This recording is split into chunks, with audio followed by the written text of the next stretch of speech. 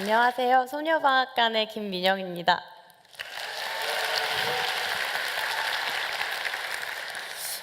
저는 20살에 제 첫 마음을 고등어에게 주었습니다. 저는 20살 때 학비랑 생활비를 직접 벌어야 하는 대학생이었어요. 대부분 그러시죠? 학비랑 생활비를 벌려다 보니까 알바도 투잡, 쓰리잡 할 게 좀 많았습니다. 그러다 첫 여름방학이 됐을 때 목돈을 벌 수 있는 시간이 됐잖아요. 그래서 백화점에서 고등어 알바를 하기 시작했습니다.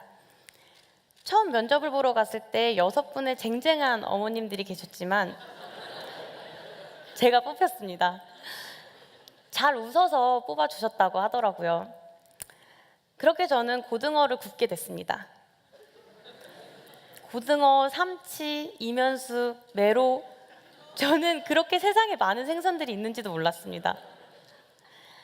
근데 그 와중에 저는 매일매일 지하 3층의 주방 구석에서 고등어를 굽고 이걸 구워지면 얼른 들고 나가서 고등어를 팔았습니다. 매일 그렇게 땀을 내면서 다니는데 쉬는 시간마다 여사님들이 믹스커피를 좀 타주셨어요. 그럼 그게 그렇게 꿀맛이었습니다. 주방에서 쪼그려 앉아서 믹스커피를 먹으면서 저는 그 여사님들이랑 인생을 이야기할 수 있었습니다.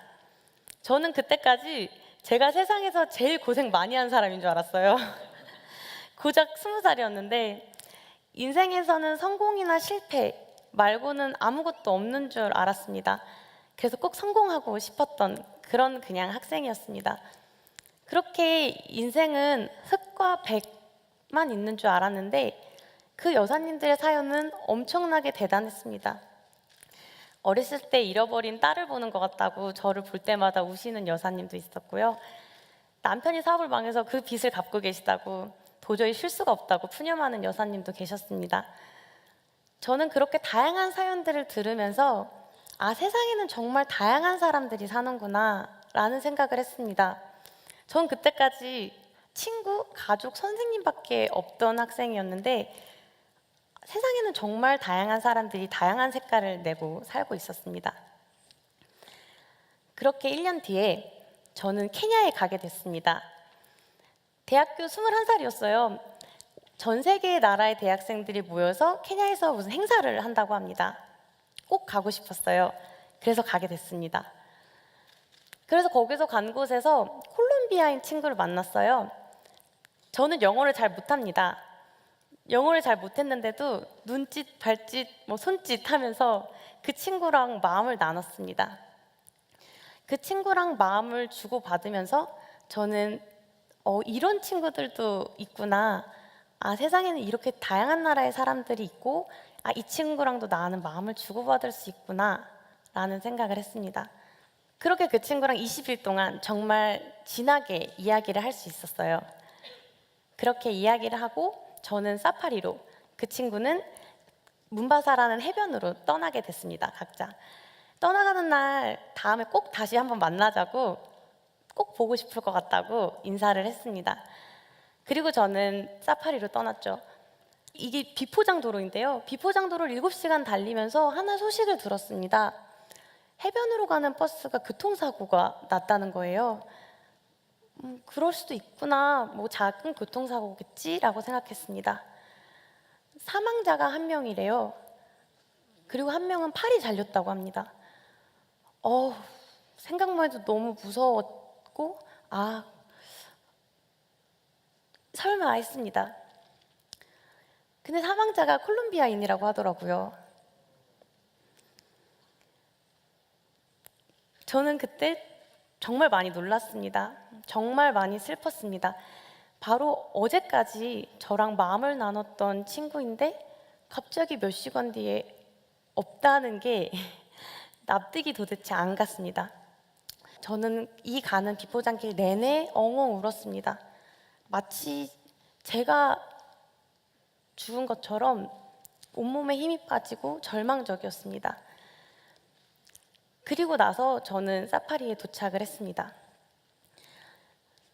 사파리에 도착해서 저런 지평선을 앞에 두고 저는 내가 죽진 않았네. 내가 여기 살아는 있네 라는 생각을 했어요. 그 7시간 동안 정말 그 죽음과 삶에서 저는 정말 많은 고민을 했었고 그 친구의 죽음이 마치 제 죽음인 양 너무나 슬펐습니다. 근데 지평선을 보고 제가 살아있음을 다시 느끼면서 그 친구의 죽음에 대해서 다시 한번 마음에 깊이 새기게 됐습니다. 마음을 나눈 사람이 마음을 서로 주고받은 사람이라는 게 서로의 삶과 죽음에 정말 깊숙하게 공감할 수 있구나라는 생각을 했습니다. 그렇게 저는 케냐에 그 친구를 두고 오게 됐습니다. 그렇게 저는 다시 서울로 돌아왔어요. 그렇게 다시 대학교를 다니고 있었습니다.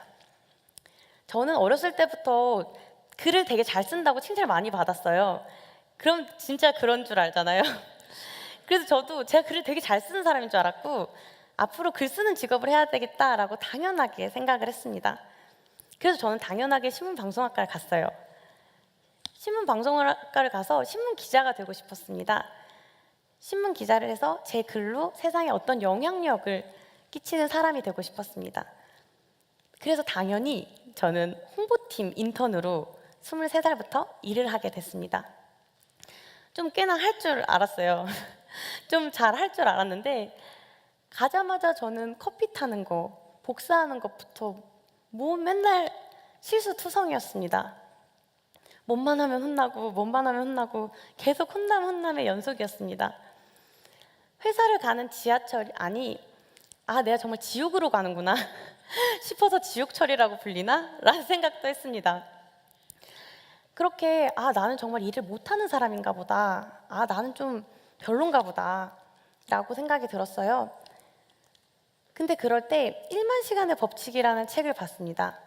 그 책을 보니까 전문가가 되려면 1만 시간은 해야 된다고 하더라고요. 그렇고 생각을 해보니까 전 1만 시간도 안 하고 내가 못한다라고 생각을 하고 있더라고요. 1만 시간 하면 잘할 수 있다면 나도 그럼 1만 시간을 해보면 잘하지 않을까? 라는 생각을 해서 그때부터 좀 쉽게, 항상 좀 쉽고 빠르고 편하게 하려고 했던 제가 바보 같아도 이게 과연 삽질이라고 해도 하나하나씩 하기 시작했습니다. 뭐 하나의 업체를 찾으라고 하면 포털에서 검색을 해서 나오는 모든 홈페이지에 들어가서 그 업체들을 조사했습니다. 그렇게 열심히 회사를 다니다가 2년 뒤에 퇴사를 통보받았습니다. 나는 그렇게 열심히 했는데, 난 정말 열심히 내 마음을 다 바쳐서 했는데 나는 왜 퇴사가 되어야 되나? 원망스러웠습니다. 난 정말 열심히 온 마음을 다 했는데. 그리고 나서 집에서 한 2주 동안 혼자 누워만 있었어요. 힘이 다 풀리더라고요. 마치 내가 정말 사랑을 하는 남자친구한테 버림받았듯이 전 굉장히 실리에 빠져 있었습니다. 근데 그렇게 2주 동안 집에만 있다 보니까 그런 생각이 들더라고요. 나는 내가 마음을 준 것도 내 선택이고 내가 마음을 주기로 한 거였고 그래서 진짜 내가 마음을 줬는데 난 왜 다른 사람을 탓하고 있나? 그냥 그게 내 선택이었는데. 그런 생각을 하니까 마음이 좀 비워졌습니다. 제가 원망해야 될 거는 그 사람이 아니었어요. 그 대상이 아니었어요. 저는 그 시간 동안, 회사에서 그렇게 열심히 일한 시간 동안 정말 값진 시간을 겪었던 겁니다. 정말 많이 배웠고 정말 많이 성장했습니다. 그러면 된 거였는데 뭔가 더 다니고 싶은 욕심에 어떤 대가를 바라고 제 마음을 준 것에 대가를 바래왔던 겁니다. 그래서 저는 그렇게 마음을 비울 수 있었어요. 그렇게 마음을 비우고 저는 청송으로 떠나게 됐습니다. 청송입니다. 그 청송에는 참 별게 없었어요. 정말 열심히 일하는 할머님, 어르신들 옆에서 농사를 도와드리고 농산물 유통을 하는 젊은 언니들과 함께 컨테이너 박스에 잠깐 머물었습니다. 집 앞 장독대에서 푹푹 담아주는 된장국을 끓이고 바로 앞에 텃밭에서 딴 채소로 야채를 무쳐주셨어요. 바로바로 순벙순벙 썬 고기에 고기를 볶아주셨어요. 정말 그 단순한 음식들에 저는 위로를 받았습니다. 제가 그때 매일 먹었던 밥입니다. 그러던 어느 날 할머님들이랑 이제 친해져서 이야기를 하게 됐어요. 아, 너무 된장 맛있어요. 진짜 정말 제가 서울 가져가고 싶어요. 너무 맛있는 것 같아요. 할머님들은 너는 먹어봐서 알지 다른 사람들은 모른다고 했습니다. 이렇게 값지게 1년, 2년 담근 발효장, 발효청들이 도시에서는 안 팔린다고 했습니다. 도대체 왜 안 팔려요? 이렇게 맛있는데? 도시 사람들은 편하고 쉽고 빠른 것만 좋아한다고 했습니다. 1년, 2년의 시간을 안 기다려준다고 했습니다. 그래서 매번 헐값에 혹은 단체로 농산물을 납품하고 있다고 하시더라고요. 저는 19살 때부터 서울에서 자취를 했습니다. 매일 편의점 도시락과 김밥을 먹었습니다. 가끔 하는 외식을 할 때도 그냥 멋스러울 뿐이지 이런 위로감을 받지는 못했었습니다. 그래서 저는 서울에 가져가면 정말 많은 사람들이 좋아할 거라고 생각이 들었습니다. 서울에서 제가 받은 이 위로감을 다시 한번 전달해 줄 수 있으면 좋겠다라는 생각을 하고 다시 서울로 돌아왔습니다. 그리고 저는 그때 우연히 저희 성수동에 있는 경선 대표님을 만날 수 있게 됐고 제 이 마음을 전달할 수 있는 기회를 주셨습니다. 제가 마음을 먼저 주지 않았는데도 먼저 준 그 마음이 너무 감사했습니다. 그래서 처음에 어떻게든 비용을 좀 아껴서 뭐라도 좀 도움이 돼볼까 해서 인테리어를 직접 하기로 했습니다. 매일매일 현장에 계신 반장님들에게 욕을 먹었습니다. 뭘 알고 해야지.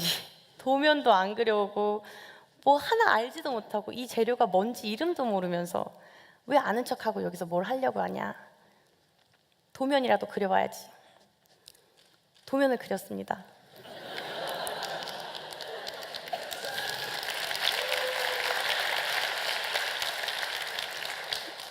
저희 반장님들이 그냥 헛웃음을 웃으시더라고요.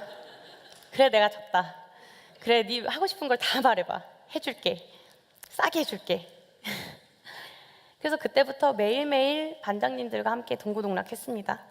그렇게 23일의 시간이 걸려서 성수동에 있는 소녀방앗간이 완성이 됐습니다.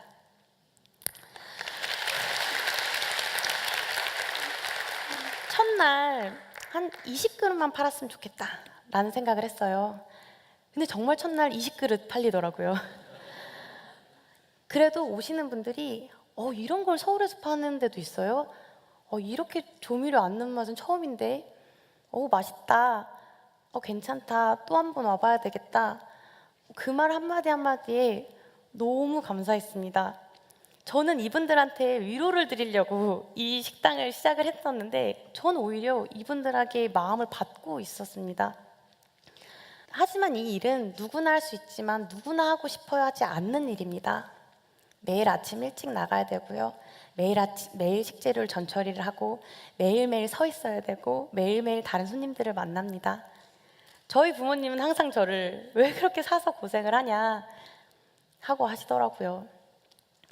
하지만 이 일은 우리가 매일 먹는 밥에 대한 일입니다. 굉장히 중요한 일입니다. 그리고 제가 청송에서 그랬듯 마음을 주고받을 수 있는 일입니다. 저는 밥을 파는 사람이 아닙니다.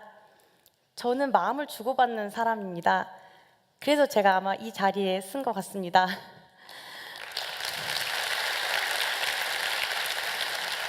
하지만 이 모든 여정에는 반드시 동료가 필요합니다.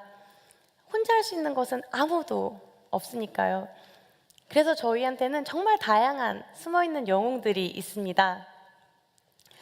그런 친구들과 함께 서로 마음을 나누면서 소녀방앗간을 운영하고 있습니다. 청송에서 직접 살면서 아기까지 낳으면서 저희의 식재료를 생산하고 구매를 해주는 친구, 매일매일 1000인분의 식사의 반찬을 준비하는 친구, 로펌에서 되게 잘 나가는 변호사님이셨는데 이제는 서빙까지 하는 친구, 최연소로 회사에 들어와서 이제는 어엿한 팀장이 되어가는 친구, 정말 공부를 많이 한 디자이너님이셨는데 매일매일 새벽마다 포장을 하고 있는 친구, 정말 많은 친구들이 저희와 함께하고 있습니다. 그래서 소녀방앗간은 이제 매일 20그릇의 식사에서 매일 800그릇씩 식사를 준비해드리면서 여러분과 마음을 나누고 있습니다. 마음을 나누는 것이 뭘까요? 마음을 주고받는 것이 어떤 걸까요? 책임감일까요? 어떤 사랑일까요? 어떤 성실함, 어떤 열정일까요? 저는 다였던 것 같아요. 근데 가장 중요한 것은 아무 대가를 바라지 않고 마음을 주는 것. 내가 조금 손해보는 것 같아도, 내가 조금 바보 같아 보여도, 내가 조금 실패할 것 같아도 내가 먼저 마음을 주는 것, 그것도 아무 대가가 없이 내 마음을 주는 것이 아닐까 합니다. 만약 마음을 주고 싶은 대상이 있다면 한번 줘보세요. 그래도 괜찮습니다. 그래도 됩니다. 진심을 향해서 주면 그게 아무리 바보 같다고 할지라도, 세상이 그렇게 바보 같은 일이라고 할지라도 그래도 괜찮습니다. 저는 그래서 지금 굉장히 행복합니다. 마음을 주시고 마음을 받으세요. 그리고 꼭 여러분들이 행복하시길 바라겠습니다. 감사합니다.